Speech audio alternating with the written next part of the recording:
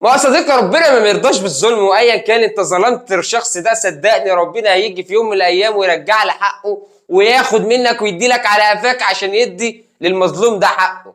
فانت يا صديقي دلوقتي ما تطلعش تتكلم على ناس انت مالكش دعوه بيها اصلا وتقول عليها حاجات انت ما تعرفش هي حصلت او لا، وتطلع اشاعات وخلاص عشان تنزل مكانه الناس دي. واللي انا اقصده هنا يا صديقي هي قناه نادي الزمالك اللي قعدت تتكلم عن النادي الاهلي بعد اعتذاره في المشاركه في البطوله العربيه.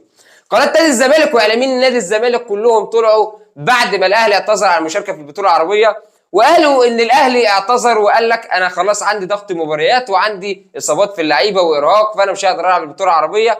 لكن مش دي الحقيقه، ده الحقيقه ان الاهلي اصلا بعت للجنه المنظمه للبطوله العربيه وقال لهم انا هشارك في النهائيات، فاللجنه المنظمه ما وافقتش وقالت له هتشارك من الادوار التمهيديه، فالاهلي قال لك انا هطلع بكرامتي واقول ده انا اعتذرت عشان عندي ضغط مباريات. لكن مش ده الحقيقي، وكمان اللجنه المنظمه هي اللي بعتت وقالت ان احنا اصلا ما كانش عندنا نيه في ان احنا نشارك النادي الاهلي، ده النادي الاهلي هو اللي بعت لنا الطلب عشان هو يشارك في البطوله العربيه، واللي المفروض ان هو مش بطل الدوري فعشان كده المفروض ان هو ما يدخلش كمان في البطوله العربيه.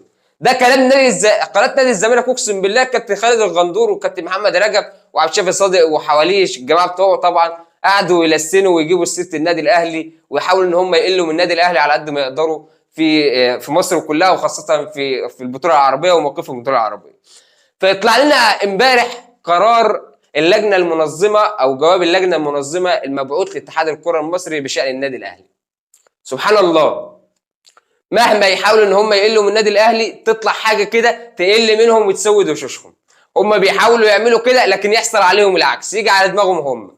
الجواب اللي مبعوث لاتحاد الكره المصري من اللجنه المنظمه للبطوله العربيه بيقول ايه؟ هيظهر قدام حضراتكم دلوقتي وانا هقول لكم بالنص. بيقول الدعوه للمشاركه في كاس الملك سلمان للانديه 2023. السلام عليكم ورحمه الله وبركاته. تهديكم الامانه العامه للاتحاد العربي لكره القدم اطيب التحيات. يسر اللجنه المنظمه لكاس الملك سلمان للانديه دعوه النادي الاهلي المصري للمشاركه في نهائيات البطوله التي ستقام في المملكه العربيه السعوديه الطائف ابها الباحه. للمشاركه في نهائيات البطوله يا صديقي.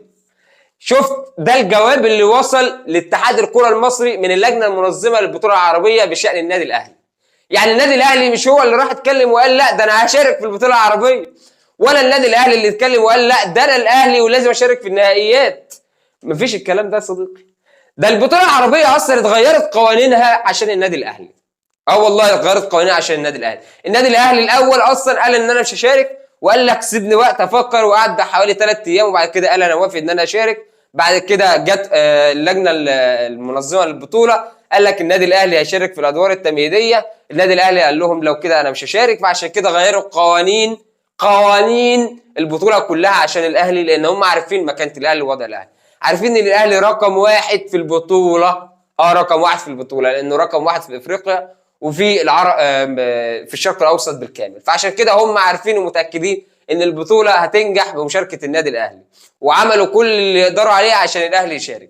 بس للاسف يا صديقي الاهلي مش هيشارك، والاهلي انسحب من البطوله وسابها لك يا صديقي الزملكاوي تروح تتهنى بيها ان شاء الله. وده كان رد صادم بس كده من عند ربنا قبل اي حاجه، ان هو يسود وشوشكم اعلاميين قناه الزمالك وقناه الزمالك وجمهور الزمالك اللي قاعد يحفل على الموضوع ده. واشوفكم على خير يا صديقي في موضوع جديد ان شاء الله في فيديو جديد. السلام عليكم ورحمه الله وبركاته.